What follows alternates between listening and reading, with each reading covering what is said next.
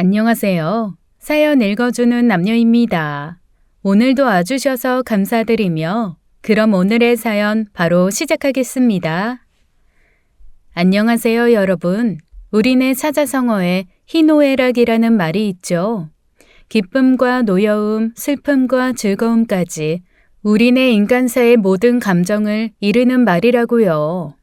저는 어느새 60이 훌쩍 넘었지만 평생 동안 기쁜 일보다 슬픈 일과 노여운 일이 제일 많았던 것 같아요.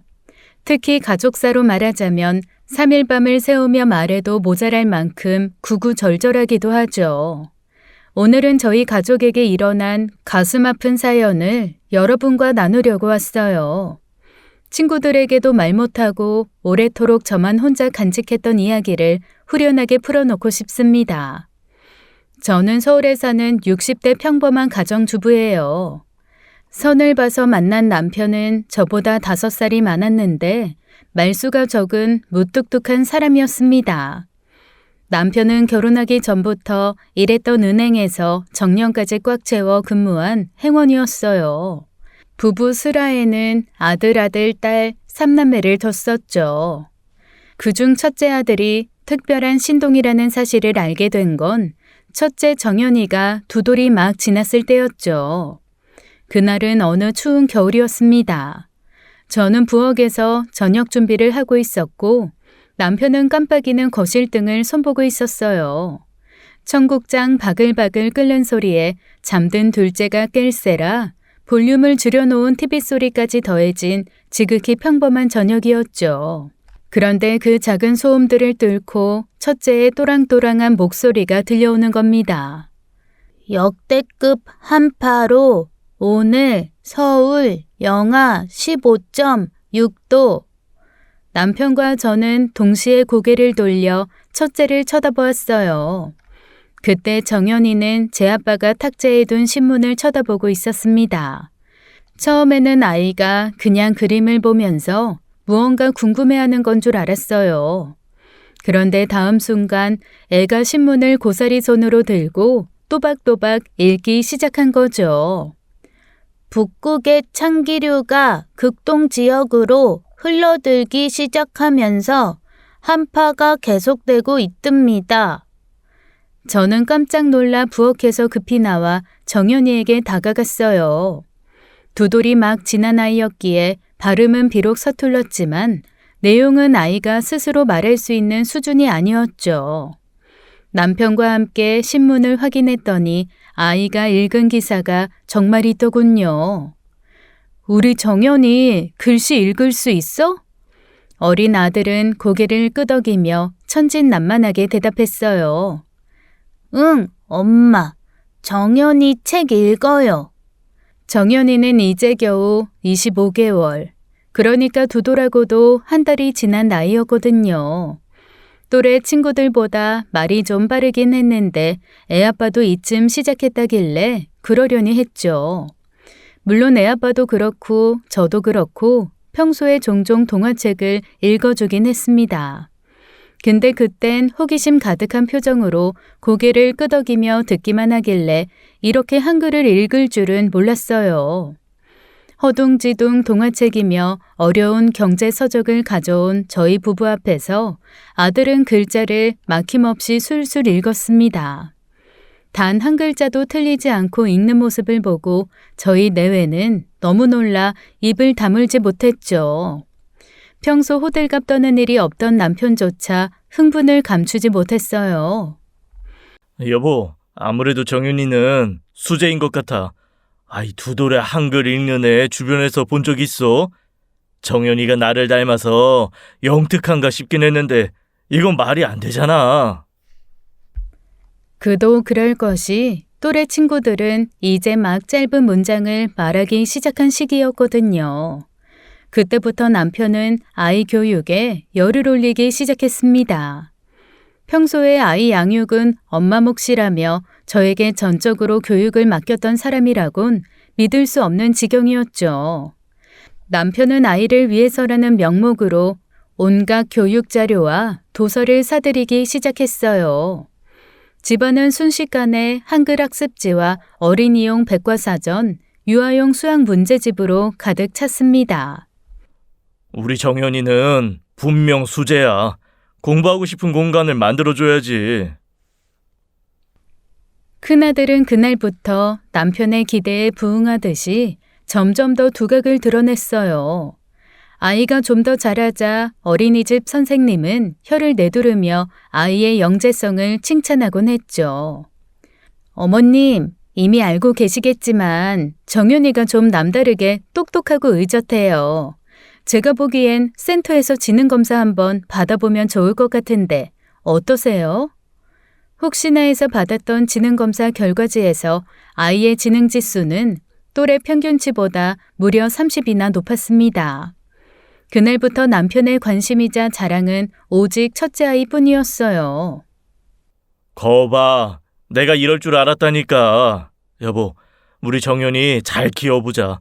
센터 선생님도 애 기질이 섬세하고 예민하니 부모가 신경 써줘야 영재성이 발휘될 거라고 하잖아. 보자, 우리 아들이 나중에 의사가 되려나 아니면 판사가 되려나. 직접 끼고 가르치는 데에 한계를 느끼자 남편은 주변에 물어물어 상위 1%만 가르친다는 학원까지 등록했어요. 덕분이었을까요? 정연이는 어느 한 과목 빠지는 것 없이 1등을 놓치지 않는 똑똑한 아이로 자랐습니다. 하지만 관심도 너무 과하면 독이 된다고 하죠. 아이에 대한 기대가 점점 커질수록 첫째 정연인 점점 더 아빠의 눈치를 보기 시작했어요. 반면에 둘째 아들 규현이와 막내딸 서연이는 밝고 해맑은 성격으로 아빠에게 치대는 아이들이었죠. 둘 다 성적은 마지처럼 특출나진 않았지만 성격 하나는 참 좋았습니다. 특히 막내는 용돈을 달라며 애교를 부려서 그 무뚝뚝한 남편의 입가에 미소를 띄우기도 했죠. 하지만 큰아들은 남편과 참 대면대면했어요. 첫째가 아빠에게 말을 걸라치면 남편은 언제나 성적 이야기로 주제를 돌려버렸죠. 그래서 김정연, 이번 기말고사는 어떨 것 같냐? 저번처럼 수학 과목에서 실수하면 안 된다, 어? 한 번은 실수여도 두 번은 실력인 거야. 아들은 아빠와 대화를 나누긴커녕 눈도 못 마주치다가 자리를 피해버리기 일쑤였어요. 저는 항상 주눅이 들어있는 첫째가 너무 가여웠습니다. 당신 너무 정연이한테만 엄하게 대하는 거 아니에요? 그애 겨우 14이에요. 아직 부모 사랑 필요한 아이라고요. 사춘기라 가뜩이나 예민할 텐데 너무 다그치지 말아요. 그게 무슨 소리야? 정연이가 다른 애들이랑 같아? 저 똑똑한 머리로 잘못된 길로 빠지면 돌이킬 수도 없는 거야. 아빠로서 당연히 훈육하는 거니까 당신은 아무 말 말고 손 떼. 남편이 그렇게 단호하게 나오니 차마 말릴 수가 없었어요. 그렇게 정연이가 사춘기에 접어들면서 우리 가족의 분위기는 점점 더 팽팽하게 긴장되기 시작했습니다. 어느 날 저녁이었습니다. 남편은 수학시험에서 두 문제를 틀리고 돌아온 아들에게 기어코 꾸중을 놓았어요. 김정연, 너 이렇게 엉망인 성적표 가져올 거면 수학학원 끊고 차라리 과외를 하자. 커서 판사가 되겠다는 놈이 집중력이 부족해서야 되겠어? 그 순간 첫째의 얼굴이 빨개지더니 눈물이 그렁그렁 맺혔습니다. 아무리 꾸중을 놓아도 묵묵하게 듣고 있었던 그동안의 모습과는 완전히 다른 반응이었죠. 아빠, 너무하다는 생각 안 드세요? 규현이는 수학시험에서 거의 반타작 맞아오고 서연인 수행평가에서 빵점을 맞아도 별말 없으셨잖아요. 저는 고작 전 과목에서 두 문제 틀린 건데 왜 저만 자꾸 혼내시냐고요. 이 녀석아, 어디서 애비한테 대들어? 너 내가 그렇게 가르쳤어? 아빠는 왜 늘 저한테만 이렇게 엄격하세요? 저는 아빠가 너무 무서워서 눈을 마주치기도 힘들어요. 아빠는 동생들이랑 있을 때만 웃으시고 저는 항상 혼내시기만 하잖아요. 그게 무슨 한심한 소리냐? 너는 형이고 오빠잖아. 장남으로서 모범을 보여야 하는 거 몰라? 첫째 아들은 점점 남편 앞에서 입을 꾹 다물기 시작했어요. 또 남편은 남편대로 사내 자식이 머리만 좋으면 뭐하냐, 배짱도 없고 유약하다며 못마땅해 하곤 했습니다. 저는 첫째가 안쓰러워 남편 몰래 용돈도 주고 대화도 해보려고 했지만 부자지간 감정의 골은 이미 돌이킬 수 없었어요. 첫째는 그날 이후로 방문을 닫고서는 이를 악물고 공부만 했습니다. 지금 생각해보면 제 유일한 돌파구가 공부뿐이라고 생각한 것 같아 가슴이 미어지네요. 우리나라에서 제일 좋다는 대학교에 떡하니 합격한 아들은 사법고시에 2해 만에 붙었습니다. 애아빠가 어찌나 좋아하던지 동네에 현수막을 단다는 걸 간신히 말렸죠. 그렇게 떨어져 살면서 1년에 한두 번만 보다 보니 부자 간의 사이가 좀 좋아지나 싶었어요. 그렇게 쌓이고 쌓인 오해와 감정의 골이 결국 터진 날은 구정이었습니다. 독립해서 제 살 길을 찾은 새 아이들이 모두 모이면서 온 가족이 오랜만에 얼굴을 마주한 날이었죠. 저녁을 먹으면서 큰아들에게 무심하게 물어본 남편의 한마디가 화근이었어요. 너 요즘 회사 생활 잘하고 있는 거냐? 이 소식이 통 없어서 뭐 하는지도 모르겠네. 네, 잘하고 있어요. 저도 이제 다 커서 제 앞가림은 해요, 아버지. 아빠가 보기에 넌 배짱이 영 부족해. 당당하게 가슴 펴고 이 몸으로 부딪히면서 큰 사건도 맡아보고 해야지. 그래야 대형 로펌에도 들어가서 떵떵거리며 살 거 아니야. 지금 있는 그 작은 사무실에서 서울살이 월세값이나 나오겠냐? 아버지, 저도 열심히 하고 있어요. 그런데 아버지는 왜 항상 저한테만 그렇게 박하세요? 저는 왜 30이 넘어서도 아버지 눈치를 봐야 하는 거냐고요. 이 녀석이 정말 몰라서 물어. 네가 우리 집 장남이잖아. 장남은 집안 기둥인 거야. 너는 항상 네 생각만 하고 가족 생각은 안 하냐? 이기적인 놈. 남편의 말에 첫째는 쨍소리가 나도록 식탁에 수저를 내려놓았습니다. 그동안 억눌렸던 감정이 폭발한 것 같았어요. 가족이요? 아니요. 아버지 자존심을 위한 거잖아요. 저는 어릴 때부터 아버지가 늘 무서웠어요. 성적이 떨어지는 것보다 아버지 기대에 못 미치는 게 더 두려웠다고요. 다 너 잘 되라고 그런 거다. 네가 지금 이렇게 사는 게 누구 덕분인데? 이 못난 놈 같으니 그렇게밖에 못 받아들여? 코피 터져라 공부해서 1등 성적표 받아오면 아빠가 동생들처럼 머리를 쓰다듬어 주실까 기대했죠. 근데 아버지는 엄한 얼굴로 항상 더 잘해야 한다고만 하셨잖아요. 저한테 한 번이라도 잘했다, 수고했다, 칭찬해 주신 적 있으세요? 그 순간 저희 가족은 모두 잠시 말을 잇지 못했습니다. 그도 그럴 것이 난생 처음 들어보는 첫째의 진심이었거든요. 내 새끼 찢어지는 가슴도 모르고 상황을 외면했던 어미로서 너무나도 참담한 심경을 느꼈습니다. 남편은 떨리는 목소리로 이야기했어요. 이제 와서 그런 얘기를 해봤자 무슨 소용이 있겠냐? 네 말대로 다 컸으니 네가 알아서 해라. 그 말과 함께 큰아들은 자리를 박차고 일어섰습니다. 저는 급하게 손을 뻗어 큰아들을 붙잡으려 했지만 옷자락조차 잡지 못하고 허공을 가르고 말았죠. 아들의 눈에서는 눈물이 줄줄 흘러내리고 있었어요. 알겠습니다. 그럼 이제부터는 아버지 기대에서 벗어나 저도 제 인생 살겠습니다. 예, 정연아. 그렇다고 이렇게 가면 어떡하니? 정연아!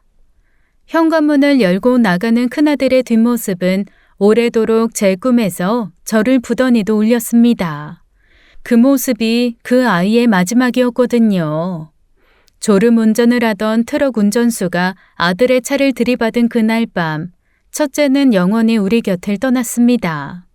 병원에서 손 쓸 틈도 없이 현장에서 그대로 하늘로 가고 말았죠. 갑작스러운 큰아들의 죽음은 우리 모두에게 너무나도 큰 충격이었습니다. 남편을 잃은 여자는 미망인, 부모를 잃은 자식은 고아라고 하죠. 하지만 자식이 먼저 죽은 엄마를 부르는 단어는 그 아픔이 너무 커서 이 세상에 없다고 합니다. 사무제를 어떻게 지냈는지도 기억이 안 날 만큼 몸부림치면서 울었던 것 같아요.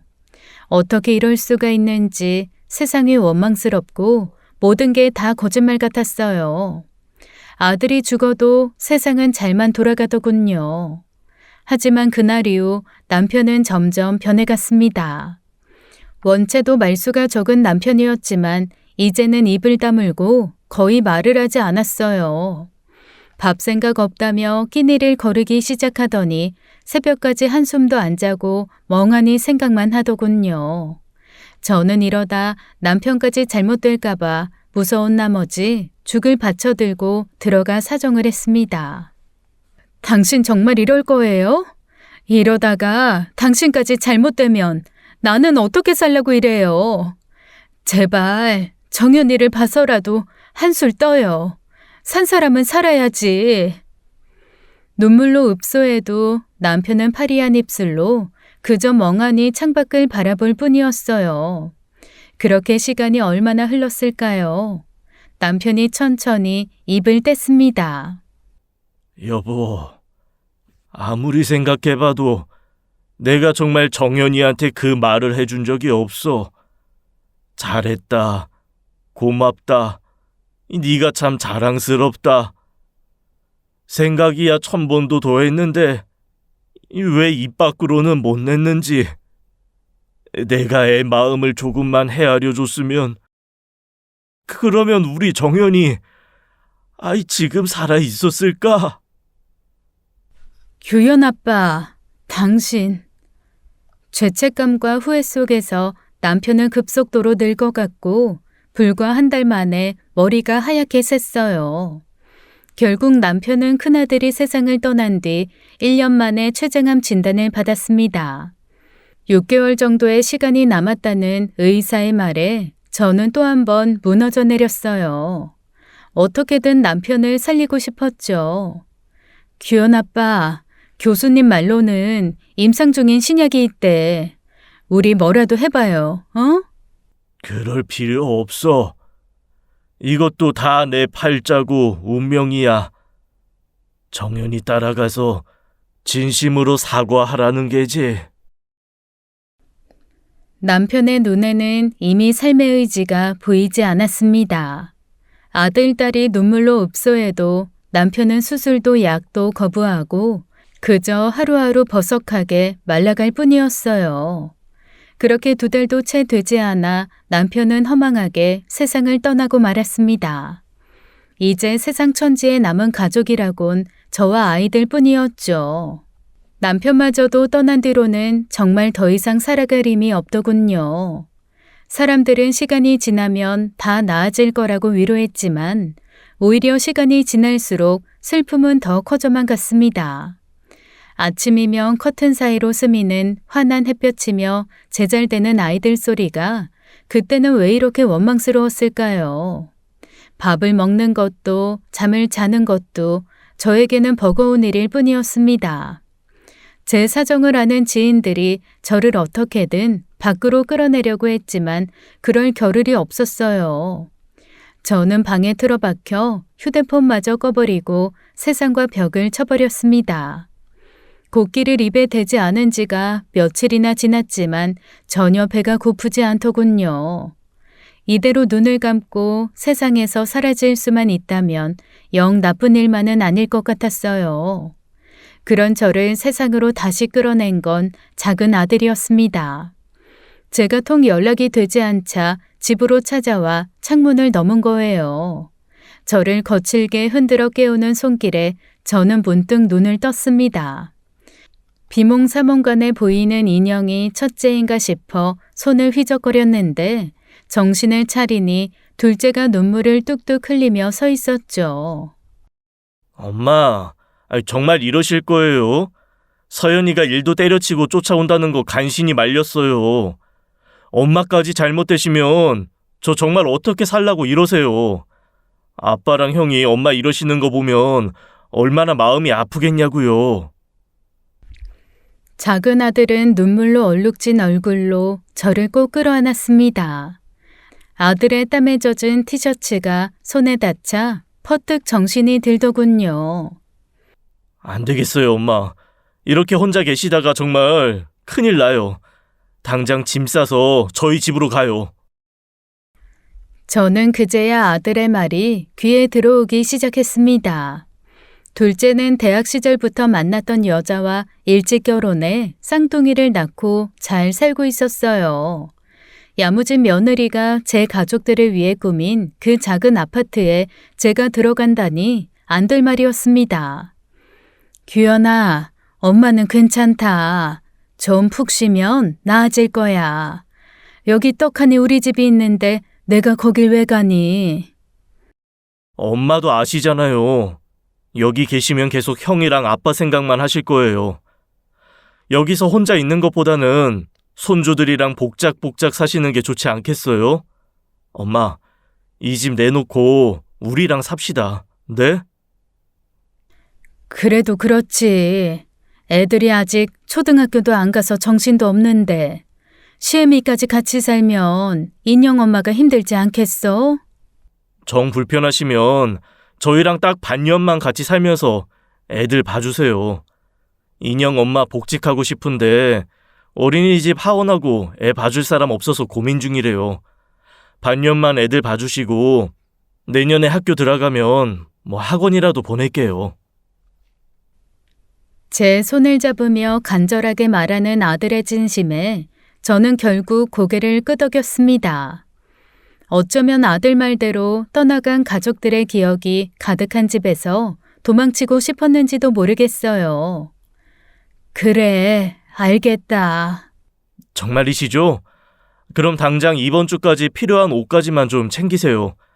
나머지는 주말에 와서 같이 옮겨요. 작은 방에 있는 옷장을 열어봐야겠다며 나가는 아들의 등이 식은땀으로 흠뻑 젖어 있었습니다. 저는 그런 아들의 모습을 보며 아들이 얼마나 못난 어미 걱정을 했을까 하는 생각에 가슴이 아팠어요. 며칠 만에 비척비척 일어나 아들과 함께 짐을 싸기 시작했죠. 엄마, 다 실어놨어요. 이제 대전집으로 가요. 애 엄마랑 애들도 다 엄마 기다리고 있어요. 그렇게 저는 작은 아들네 집으로 떠났습니다. 어느 며느리가 시어머니랑 살고 싶겠냐마는 저도 그 순간만큼은 상황 판단이 제대로 서지 않았어요. 무엇보다 아들을 걱정시키는 것도 더 이상 민폐라는 생각이 들었죠. 아들네 집에 도착하자마자 문이 열리기 무섭게 쌍둥이 손주들이 할머니를 외치며 달려와 와락 안겼습니다. 그 작은 몸들이 내 품에 안기는 순간 오랜만에 웃음이 나오더라고요. 꼬물거리는 아이들의 따뜻한 체온이 그동안 얼어붙었던 가슴을 녹여주는 것만 같았어요. 그렇게 한참을 손주들과 부둥켜 안고 있을 때 며느리가 다가왔습니다. 어머니, 잘 오셨어요. 애들 아빠가 어머님 걱정 진짜 많이 했어요. 저희도 그렇고요. 며느리는 어색하게 웃으며 저를 반겼습니다. 사실 워낙 곰살맞은 성격이 아닌 며느리라 그 어색한 미소조차 오히려 고마웠어요. 그래, 복직을 하고 싶다고? 인영이랑 도영이는 내가 얼마든지 봐줄 테니까 맘 편하게 회사 다녀라. 못난 시애미 받아줘서 너무 고맙단다. 아, 네. 엄마, 일단 방으로 들어가셔서 좀 쉬세요. 저희가 엄마 계실 방 싹 정리해놨어요. 작은 아들은 저를 조심스럽게 방으로 안내했습니다. 깔끔하게 정리된 이부자리며 아들이 미리 정리해둔 제 물건들이 눈에 띄었어요.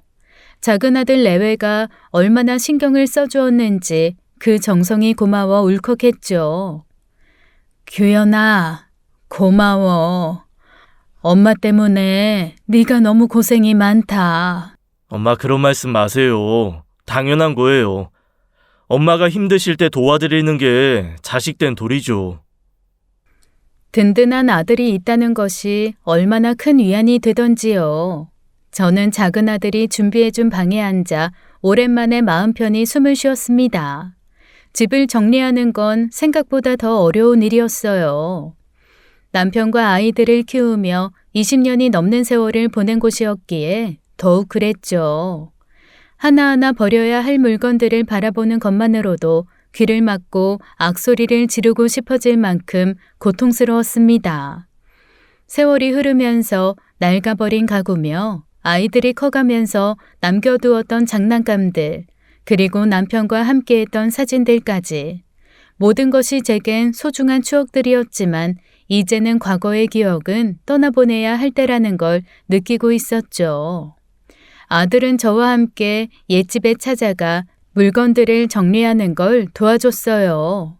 그애도 저도 지난 기억들을 들춰내며 몇 번이고 눈물을 흘리곤 했죠.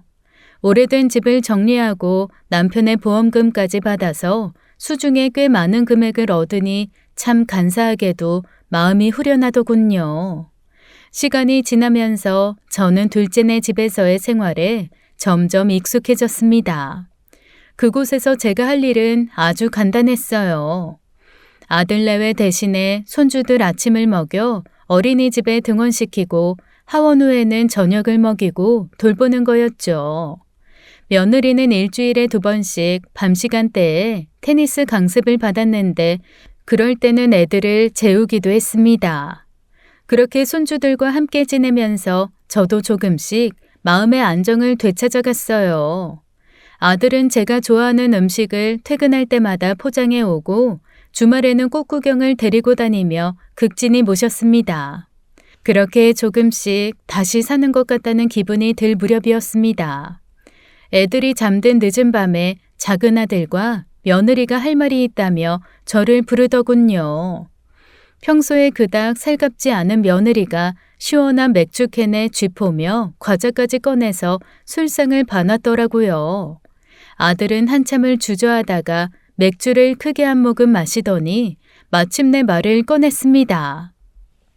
엄마, 사실 저 회사 그만뒀어요. 아니, 그게 무슨 말이냐? 잘 다니던 회사를 왜 그만둬? 더 이상 비전이 없을 것 같아서요. 그래서 퇴직금 받은 걸로 요새 잘 나가는 프랜차이즈 음식점을 좀 해보려고 하는데 저희가 모아놓은 돈으로는 창업 자금이 좀 부족해요. 어머님, 갑자기 돈 얘기 꺼내서 죄송해요. 그런데 정말 좋은 기회라. 마침 목 좋은 자리가 나기도 했고요. 어머님께서 조금만 도와주시면 저희 정말 효도할게요. 아들 내외의 말을 듣고 저는 깊은 고민에 빠졌습니다. 이미 집을 정리하면서 큰 돈을 손에 넣었지만 제 노후를 위해 저금해둘 생각이었거든요.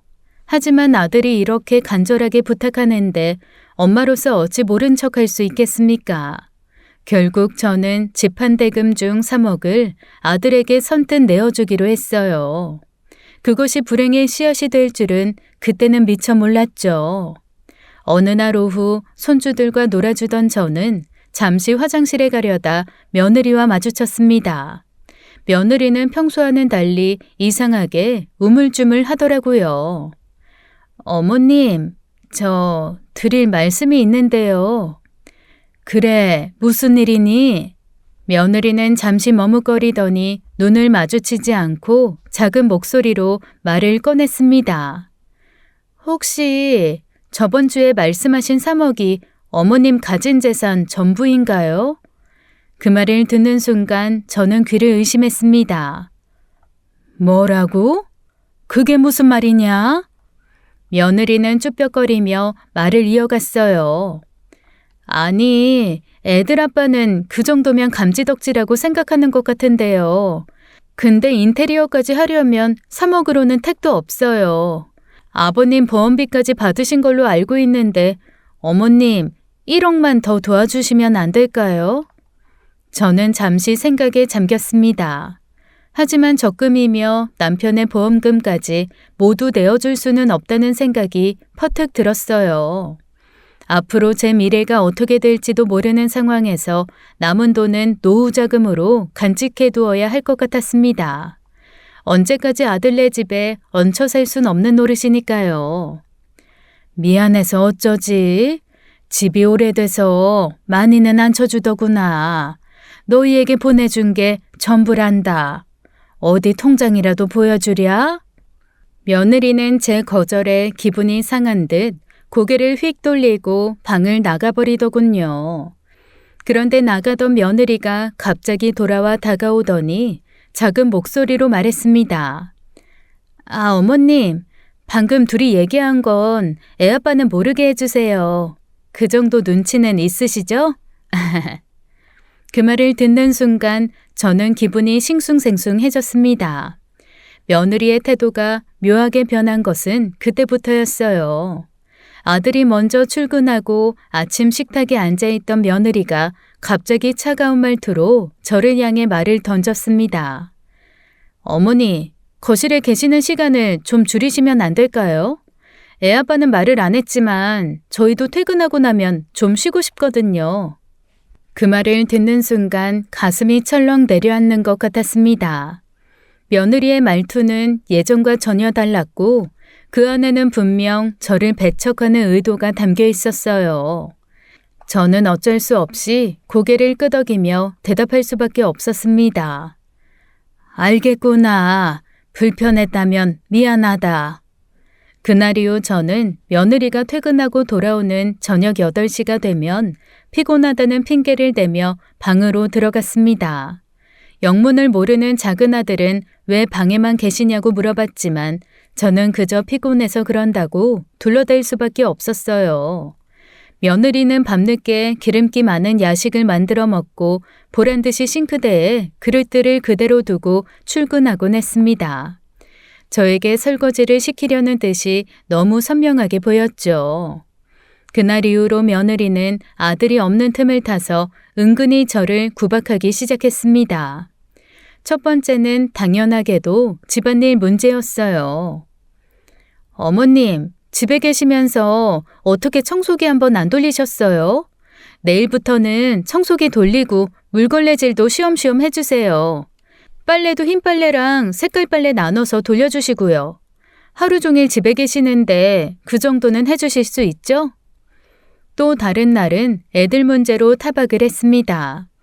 애들이 저녁으로 햄버거를 먹고 싶다고 쫑알쫑알 난리를 치기에 감자튀김과 콜라가 있는 햄버거 세트를 사 먹였거든요. 애한테 콜라를 먹이면 어떡해요, 어머니? 저번에도 말씀드렸잖아요. 액상 과당 안에 설탕이 얼마나 들어있는지 모르세요? 애들 건강이 안 좋다고요. 이런 말을 들을 때마다 저는 점점 며느리가 저를 고용한 고용주인지 헷갈리고 서글퍼졌습니다. 슬슬 시키던 집안일은 이제는 제게 완전히 넘어와서 며느리는 손도 까딱하지 않더군요. 한숨을 쉬며 설거지며 청소를 하면서도 당장 이 상황에서 솟아날 구멍이 없으니 막막했어요. 어느 날은 소피를 볼 생각에 눈을 떴다가 며느리가 밤늦게 누군가와 통화하는 걸 우연히 들었습니다.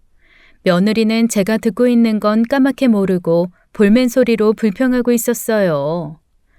아니, 노인네 방에서 냄새가 나는 것 같아. 늙으면 호르몬 냄새가 난다는데 그것 때문인가 봐. 이불도 3일에 한 번씩은 빨아야 되잖아. 나한테까지 옮겨 뺄까 봐 너무 싫어. 오늘 테니스 칠 때 나한텐 안 나지?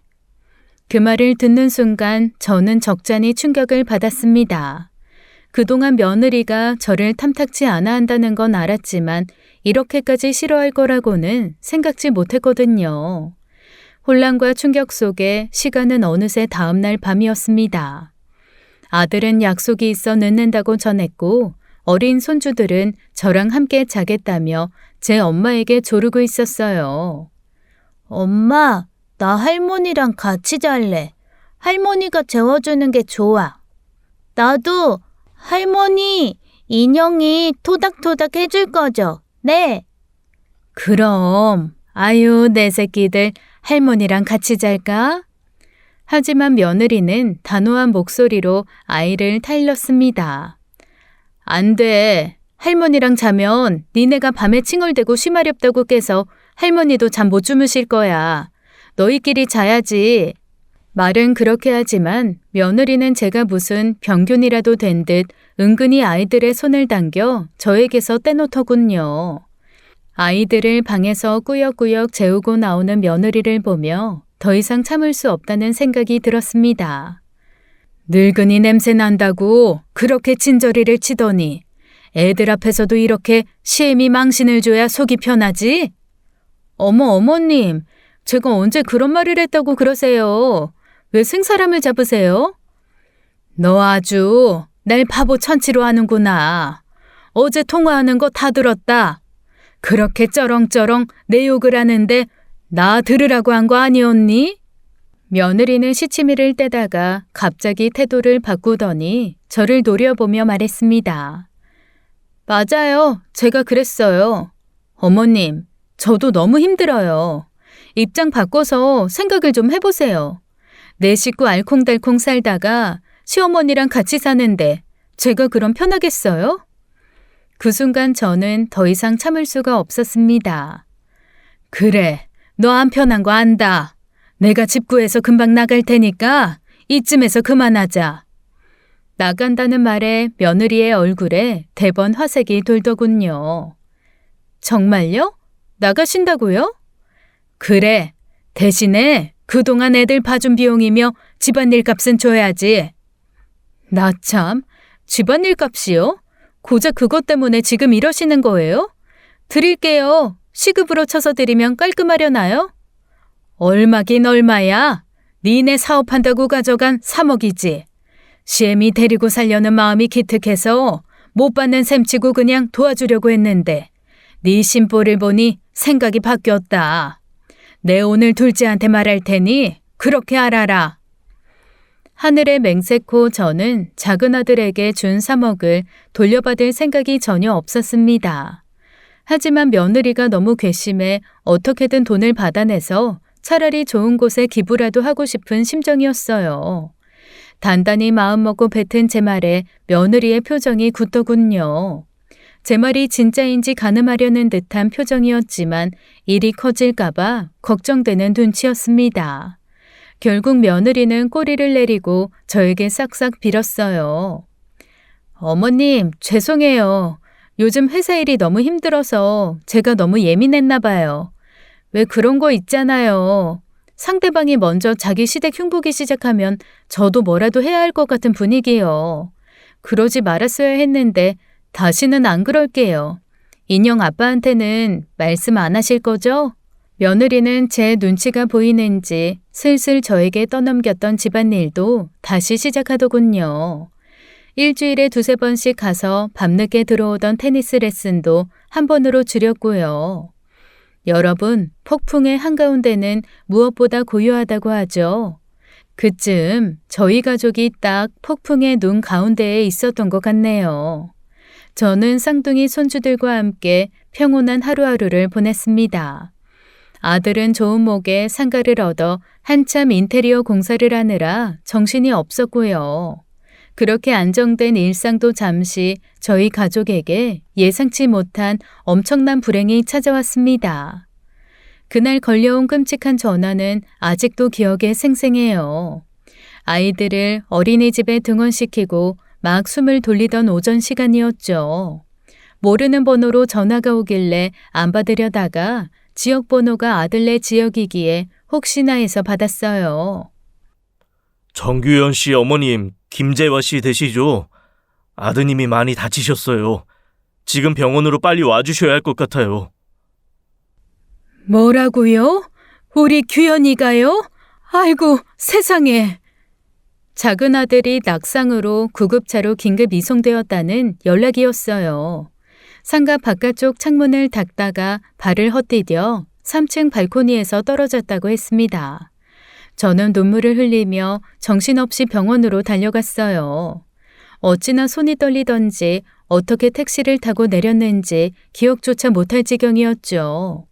병원에 도착하자마자 저는 떨리는 손으로 의자를 붙잡고 다급히 물었습니다. 선생님, 우리 아들 규현이는 어떻게 됐어요? 선생님 제발 우리 아들 좀 살려주세요.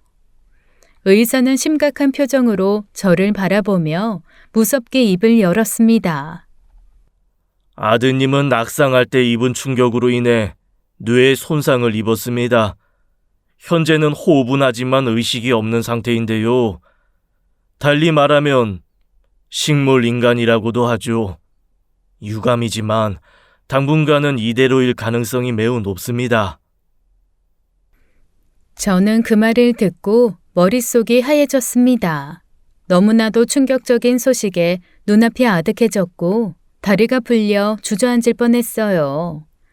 선생님, 저희 아들이 식물인간이라고요? 그럴 리가 없어요. 아침만 해도 웃으면서 나갔었는데 그래도 수술하거나 하면 눈 뜰 수 있는 거죠? 지금으로서는 수술도 불가능하고 정확한 예후를 말씀드리기 어렵습니다. 하지만 시간이 지나면서 뇌출혈이 잡히면 상태가 나아질 수도 있어요. 현재로서는 우리가 할 수 있는 최선의 치료를 다하고 있습니다. 좀 더 지켜보시죠. 저는 의사의 말을 들으며 멍하니 서 있었습니다. 멀쩡했던 아들이 식물인간 상태라니 믿기지가 않았어요.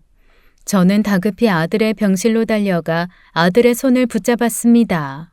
아들은 그저 고요하게 잠을 자고 있는 것 같았어요. 이 현실이 제발 꿈이기를 바랐지만 아무리 기다려도 아들은 미동조차 없었습니다. 규현아, 아이고 규현아, 아침에 멀쩡하던 네가 왜 여기 누워있어? 제발 눈 좀 떠봐라, 응? 그날 이후 저는 매일같이 병원을 찾아가 아들의 곁을 지켰습니다. 언제 아들이 기적처럼 눈을 뜨고 깨어날지 모른다는 희망에 곁을 떠날 수가 없더군요. 주말이면 아들네 집으로 가서 빨래를 하고 갈아입을 옷을 챙겨오곤 했어요. 그런데 어느 날 빨래를 하러 아들네 집으로 간 저에게 며느리가 다가와 말을 걸었습니다. 그날따라 며느리의 표정이 사뭇 진지했어요. 어머님, 이제 간병하면서 왔다 갔다 하시는 일 그만하세요. 산 사람은 살아야죠. 며느리의 차가운 말에 가슴이 철렁 내려앉았습니다. 그동안 힘들게 마음을 붙잡고 있었던 날들이 한순간에 무너지는 기분이었죠. 며느리가 요새 부쩍 병원에 오는 횟수가 줄어든다 했더니 이런 생각을 하고 있으리라곤 상상도 못했어요. 얘가 무슨 소리를 하는 거야. 규현이가 저렇게 살아있는데 간병을 안 하면 규현이 갑자기 깨어났는데 주변에 아무도 없으면 어쩌려고 그래. 솔직히 말할게요. 저도 너무 힘들어요. 애 아빠가 저렇게 누워있는데 애들 학교 보내야지, 돈 벌어야지. 제가 어머니처럼 한가하게 매일 병원에 갈 시간이 어디 있어요. 며느리는 제 앞에 작게 접힌 무언가를 던졌습니다. 대체 뭘 던진 건지 펴보니 꼬깃하게 접은 10,000원짜리 지폐 한 장이더군요. 황당하기 그지없었습니다. 이 돈은 차비를 하든지 택배비를 쓰던지 마음대로 하시고요. 당장 짐 싸서 나가주실래요? 그게 제가 오늘 꼭 드릴 말씀이에요. 뭐야? 너 지금 뭐라고 했니? 못 들으셨어요? 어머님, 이 집에서 꺼져달라고요. 아니 이제 남편도 없는 마당에 어머님도 아니지. 그렇게 눈 부라리면 뭐 어쩔 건데요? 숨만 붙어있는 산송장인 아들한테 이르기라도 하시게요? 저는 며느리의 말을 듣고 순간적으로 아무 말도 할 수가 없었습니다. 이게 정말 내 며느리가 맞는가 싶어 두 눈을 의심하기까지 했죠. 네가 지금 무슨 말을 하고 있는지는 아니? 왜요? 나가달라는 게 그렇게 충격인가요? 어머님 편들어주던 효자 남편도 이렇게 몇 달을 주구장창 누워있는데 여기 있을 이유가 없잖아요. 그냥 좀 조용히 나가요. 나도 많이 참았으니까. 며느리는 저를 우악스럽게 떠밀며 현관문 쪽으로 끌고 갔습니다. 소나기 힘이 얼마나 강한지 팔목이 저릿저릿하게 아플 정도였어요. 한치의 망설임도 없이 저를 현관문 밖으로 밀어내는 그 순간 저는 비틀거리며 현관문 밖으로 나가 떨어졌습니다. 인형 엄마야, 아무리 그래도 그렇지. 이렇게 빈손으로 내쫓을 수는 없는 거야. 문 좀 열어봐, 얘. 저는 배를 누르고 현관문을 주먹으로 두드리며 소리쳤습니다. 이 상황이 도무지 믿기지가 않아서 손이 덜덜 떨리고 심장이 미친 듯이 뛰기 시작했어요. 그때 현관문 옆에 있는 인터폰에서 며느리의 날카로운 목소리가 들려왔습니다. 그만하세요. 더 이상 문 두드리시면 주거 침입으로 경찰 부를 거예요? 알았으니까 내 짐이라도 좀 챙기게 해줘라. 세상에 이런 법이 어딨니? 응? 인형애미야. 하지만 인터폰에서는 더 이상 며느리의 대답이 들리지 않았습니다. 저는 가까스로 아들의 아파트를 걸어 나와 정문 앞에 있는 벤치에 주저앉았습니다. 손을 덜덜 떨면서 휴대폰을 꺼내 이 세상에서 마지막으로 남은 내 편에게 전화를 걸었죠. 엄마, 무슨 일이에요? 목소리가 왜 이래요? 저는 그동안 겪은 모든 상황을 딸에게 털어놓았습니다. 가슴 속에 뜨거운 불덩이가 들어앉은 것 같아 몇 번이나 멈추면서도 끝까지 이야기했죠. 제 이야기를 모두 들은 딸은 침착하게 말했습니다. 엄마, 거기서 잠깐만 기다려요. 내가 지금 당장 갈 테니까. 딸은 전화를 끊자마자 차를 몰고 저를 데리러 왔습니다. 차에서 내리는 막내딸 서연이의 얼굴을 보자마자 저는 그만 눈물을 터뜨리고 말았어요. 막내딸을 볼 면목도 없고 이렇게 늙어 자식들 집에 얹혀 사는 제 팔자가 너무 기구해서 그만 엉엉 통곡하고 말았죠. 엄마, 제가 왔잖아요. 당분간 우리 집에서 지내세요. 아무 걱정 마시고요. 막내야, 내가 무슨 면목으로 네 집에 얹혀 살겠니? 네 큰오빠랑 아버지 그렇게 돌아가시고 작은 오빠까지 이렇게 되니까 정말 꿈인가 싶다. 며칠만 신세지고 얼른 집 구해서 나가마. 네 새언니랑도 단판을 지어야 하고. 딸은 다리에 힘이 풀려버린 저를 일으켜 세우며 단호하게 말했습니다. 엄마, 그런 말 하지 마세요. 얹혀 살다뇨. 엄마가 새언니네 무급으로 살았어요? 가게 차리라고 3억씩이나 턱 보탰잖아요. 내가 진짜 그동안은 오빠 얼굴 봐서 참았는데 새언니 딱 이럴 줄 알았다니까. 새언니는 차차 해결하고 우리는 일단 집에 가요. 딸네 집에 도착해 제가 찬물을 마시며 좀 진정하자 딸은 며느리에게 전화를 걸어 따지기 시작했어요. 언니, 나예요. 진짜 미쳤어요? 오빠 이렇게 되니까 막 나가겠다는 거예요? 어떻게 환갑 넘은 엄마한테 꺼지라느니 온갖 막말을 하면서 등 떠밀어 내쫓을 수가 있어요? 하지만 수화기 너머의 며느리는 전혀 개의치 않는다는 듯 차갑게 대답하더군요. 이게 누구야? 싹바가지 아가씨한테 왜 전화 안 오나 했다. 이봐요 아가씨. 지금 아가씨가 결혼을 안 해봐서 모르는 거예요. 당장 남편 송장 치우게 생겼는데 아가씨 같으면 시모랑 같이 살겠어요? 난 이제 애들이랑 같이 내 인생 살아야겠다고요. 딸은 며느리의 당당한 태도에 더욱 화가 나서 소리쳤어요. 뭐? 송장? 야, 이 미친 인간아. 네가 사람이야? 아픈 사람을 이렇게 무시하고 모욕하는 게 말이 된다고 생각해? 너 당장 우리 엄마한테 사과해. 그러면 조용히 짐 챙겨서 나와줄 테니까. 야, 네가 뭔데 나한테 이래라 저래라야. 경고하는데 다시는 전화하지 마. 사과할 생각 없다는 거지? 알겠어. 당신 마음대로 해. 우리 가족 모욕한 대가가 뭔지 지금부터 보여줄게. 딸은 전화기를 던지듯 끊고 저를 바라보며 단호하게 말했습니다. 엄마, 이제부터 우리 집에서 편히 지내세요. 저요, 저 미친 여자가 무슨 짓을 했는지 다 밝혀내서 오빠도 지키고 엄마도 지킬 거예요. 저한테 맡기세요. 딸의 단호한 말에 저는 겨우 마음을 다잡을 수 있었습니다. 저를 생각해주는 가족이 제 곁에 있다는 사실이 얼마나 큰 위안이 되는지 눈물나게 고마웠죠. 아들은 사고 이후로 전혀 차도가 없었습니다. 저는 매일같이 병원에 가서 작은 아들의 손을 잡고 이야기를 나누었어요. 규현아, 바깥엔 벌써 벚꽃나무가 흐드러지게 꽃을 피웠단다. 규현아, 우리 아들, 이제 추운 겨울도 끝나서 봄인데 이만 일어나야지, 응? 하지만 아들은 여전히 눈을 감은 채 아무런 반응도 없었어요. 그저 희미하게 울리는 기계 소리와 아들의 숨소리만이 병실을 가득 메우고 있었죠. 저를 쫓아내고 2달이 꼬박 지나도록 며느리는 병원에 얼굴도 비추지 않았습니다. 간병은 전적으로 제 몫이었지만 그따위 것은 하등 상관없었어요.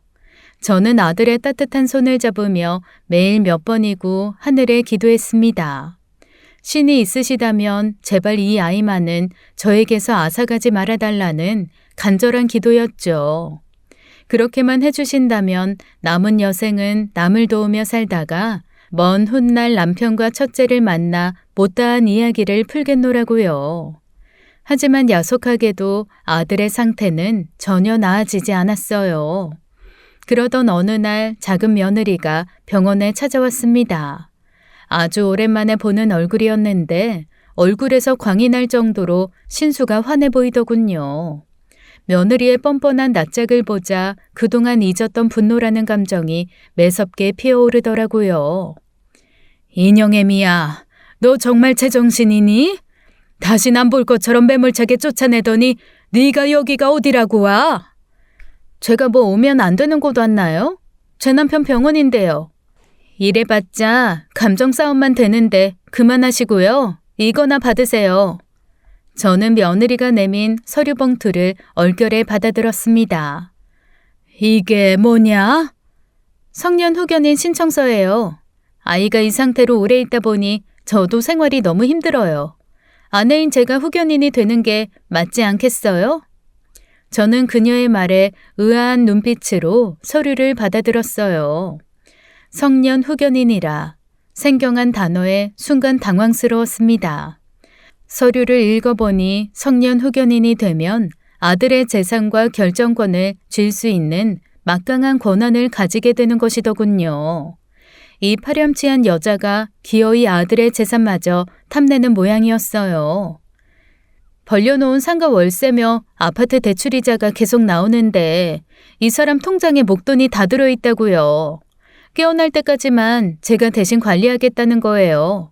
어머님이랑 아가씨만 동의서에 서명해 주시면 돼요. 그러면 제가 규현 씨 잘 보살피고 상가도 잘 관리할게요. 저는 생각지도 못했던 일에 머리가 지끈거리고 복잡해졌습니다.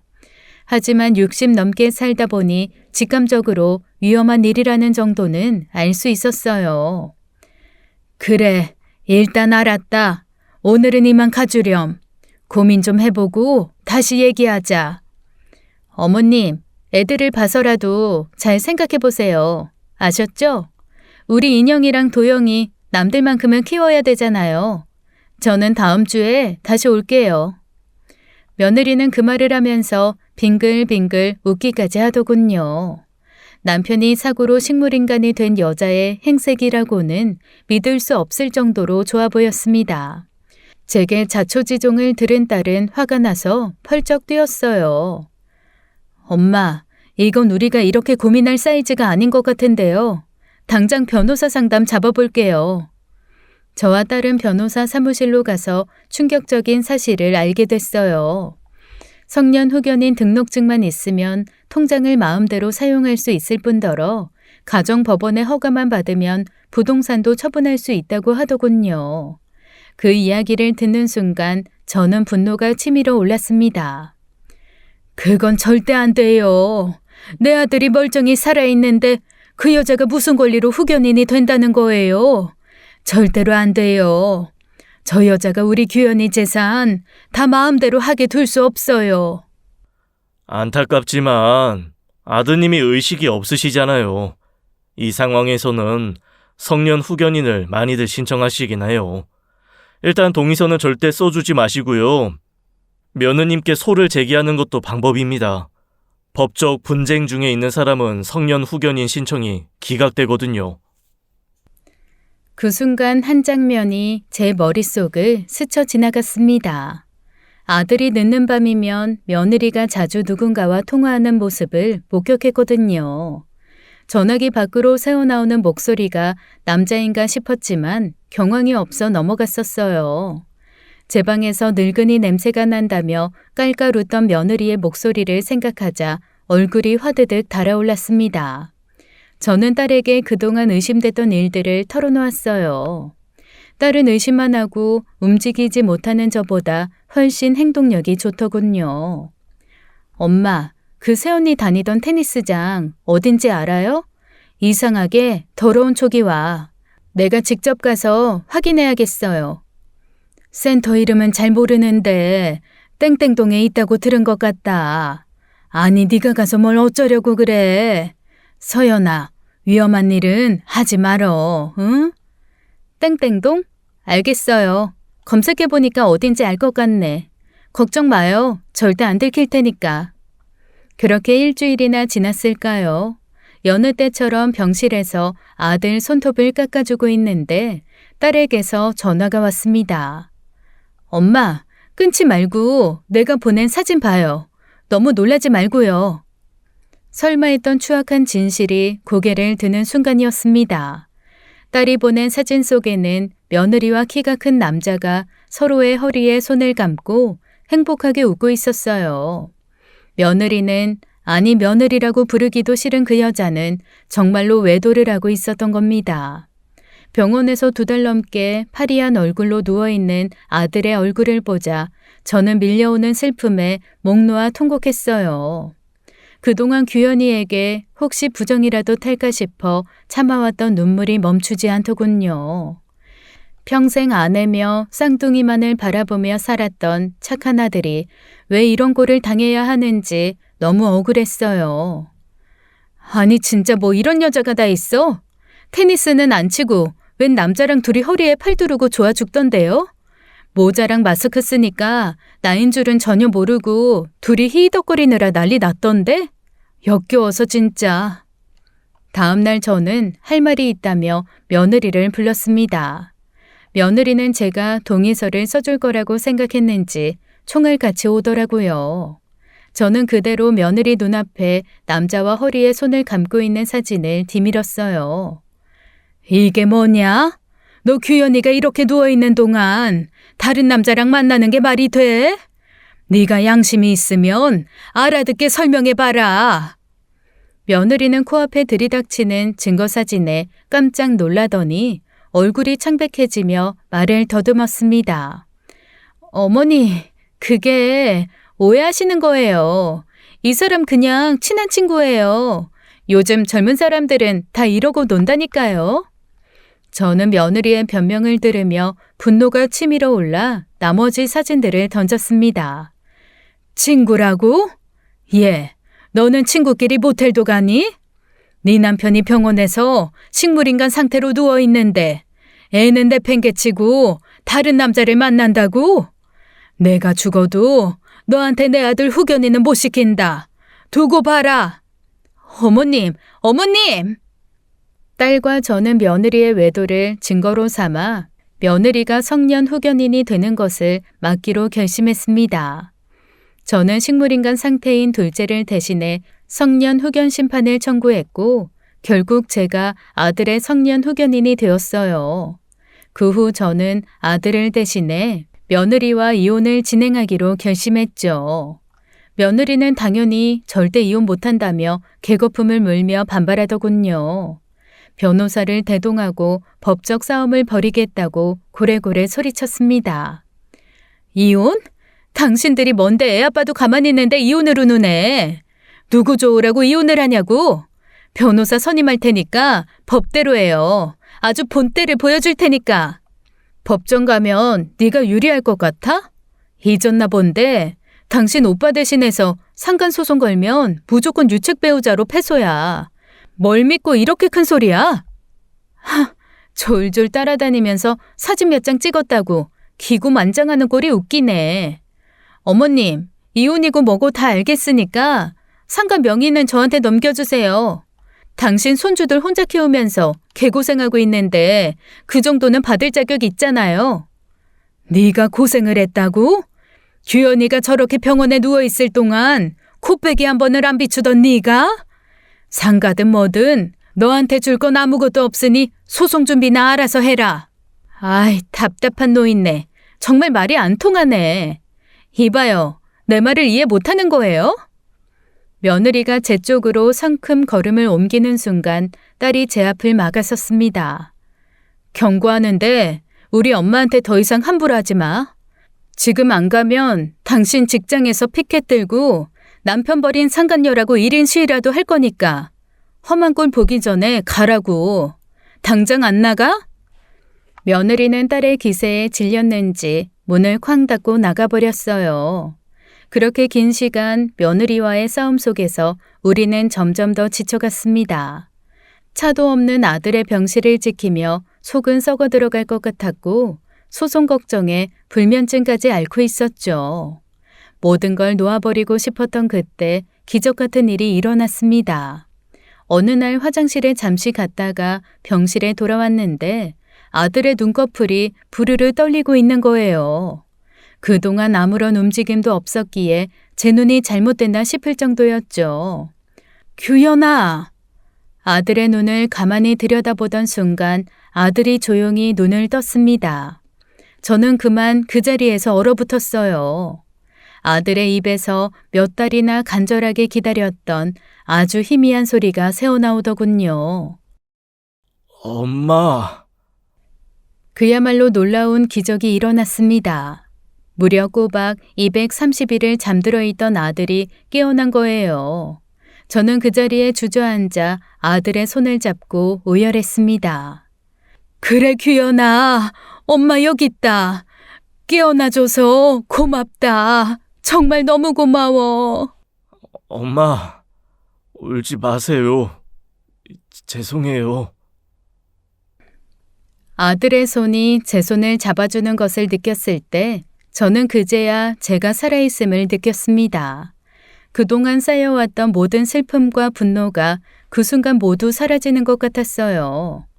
아들이 깨어난 후 병원은 술렁였습니다.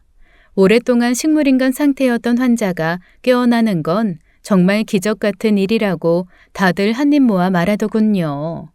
아들은 다음 날엔 손가락을 움직이더니 그 다음 날에는 오른다리를 까딱거릴 수 있었어요. 꿈에서도 그리던 움직이는 아들을 보니 세상이 모두 아름다워 보였습니다. 뇌출혈 때문에 아직 편마비 증상이 있으신데요. 재활치료 열심히 하시고 시간 지나면 괜찮아질 것 같습니다. 무엇보다도 환자 본인 의지가 대단하세요. 차차 회복하실 수 있을 겁니다. 선생님, 감사합니다. 정말 감사합니다. 매일 재활치료를 받으니 아들의 상태는 점차 좋아졌고 일주일째는 마침내 혼자서 일어나 앉을 수 있게 되었어요. 며느리는 아들이 깨어난 이후로 한 번도 병원에 오지 않았습니다. 하지만 아들은 며느리나 아이들을 한 번도 찾지 않았어요. 그저 침묵 속에서 재활에만 집중했습니다.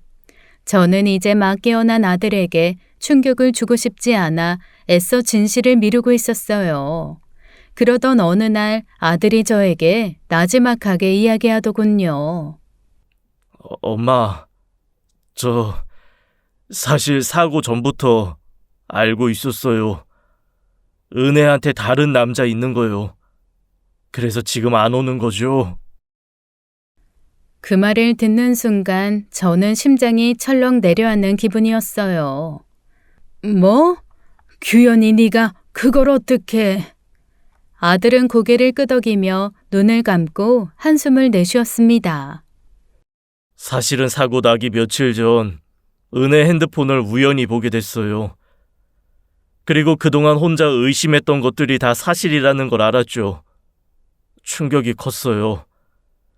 그런데도 어떻게 해야 할지 몰라서 그냥 참고 있었어요. 당장 가게도 열어야 했고, 무엇보다 우리 애들 엄마니까요. 저는 아들이 그동안 얼마나 고통스러웠을지 생각하며 가슴이 미어졌습니다. 아들은 사랑하는 사람에게 배신을 당한 상처를 가장이라는 이유로 혼자 견뎠던 거였어요. 아무리 그래도 그렇지. 이미 마음이 콩밭에 가 있는데 그런 여자가 애들 키우는 게 더 문제 아니겠니? 규현아, 네가 정신을 똑바로 차려야 한다. 응? 애 엄마한테 기회를 주고 스스로 해결하고 싶었어요. 그런데 돈 좀 아껴서 유리창 닦아보려다가 사고가 나버렸고 모든 게 엉망이 됐네요. 그래도 이젠 정리할 때가 된 것 같아요. 길고 긴 여행 끝에 돌아온 아들은 이혼을 결심했습니다. 딸과 저는 변호사를 찾아가 외도 증거며 아들에게 소홀했던 증거 자료를 제출하고 이혼 절차를 밟기 시작했어요. 처음에 며느리는 그저 이혼을 거부하며 버텼습니다. 애들 엄마이자 아내로서 이혼을 원하지 않는다고 억지를 부렸죠. 이대로 이혼당하면 빈털터리로 쫓겨난다는 사실을 너무 잘 아는 것 같았어요. 여보, 나 적어도 애들한테는 좋은 엄마였잖아. 우리 인영이랑 도영이 겨우 초등학교 1학년인데 애들이 엄마 없이 살았으면 좋겠어? 당신 그렇게 되고 내가 미쳤었나 봐. 내가 진짜 잘할게. 제발 한 번만 기회를 줘. 법원은 당연히 아들의 손을 들어줬습니다. 며느리는 아이들 양육권도 재산 분할도 그 아무것도 챙기지 못하고 쫓겨나듯 떠나야만 했죠. 그렇게 며느리는 저를 우악스럽게 끌어내던 그 집에서 자기 발로 나갔습니다. 며느리가 사라진 뒤 우리 가족은 비로소 안정을 찾았어요. 아들은 계속해서 재활치료를 받았고 무겁게 움직이던 왼손과 왼다리도 시간이 흐를수록 점점 더 나아졌습니다. 6개월이 지나자 아들은 90% 정도 회복한 상태로 재활을 마쳤어요. 재활치료 선생님은 그동안 봤던 환자들 중에서도 놀라울 정도로 회복이 빠르다며 엄지를 세워주셨죠. 아들은 그토록 보고 싶었던 쌍둥이 아이들을 집으로 데려왔어요.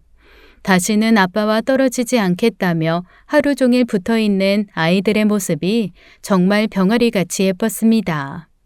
당분간 아이들과 함께 지내다가 안정이 되면 가게를 다시 준비해보겠다고 말하는 아들의 미소가 밝게 빛나더군요. 그동안 우리 가족에게 생긴 다른 변화도 있었어요. 엄마, 나 평생 결혼 안 하고 엄마랑 살 거야. 이 집 팔고 평수 늘려서 오빠네 근처 아파트로 이사 가요. 이제 우리도 행복해질 자격 있잖아요. 그렇게 우리는 서로의 손을 잡고 이사한 아파트에서 새로운 삶을 시작했습니다. 저는 앞으로 사랑하는 아들, 딸과 손주들과 함께 여생을 즐기려고 해요. 수많은 좌절이 저를 고꾸라지게 만들었지만 그럼에도 불구하고 다시 일어나 살아야죠. 그러다 보면 남은 인생에서 빛나는 기적이 또다시 찾아와 줄지도 모르니까요. 모든 청취자분들께 여러분의 가정에도 평화와 행복이 가득하길 진심으로 바랍니다. 감사합니다. 지금까지 사연 읽어주는 남녀였습니다. 끝까지 시청해주신 여러분 감사드리며 저희는 다음 사연으로 돌아올게요. 감사합니다.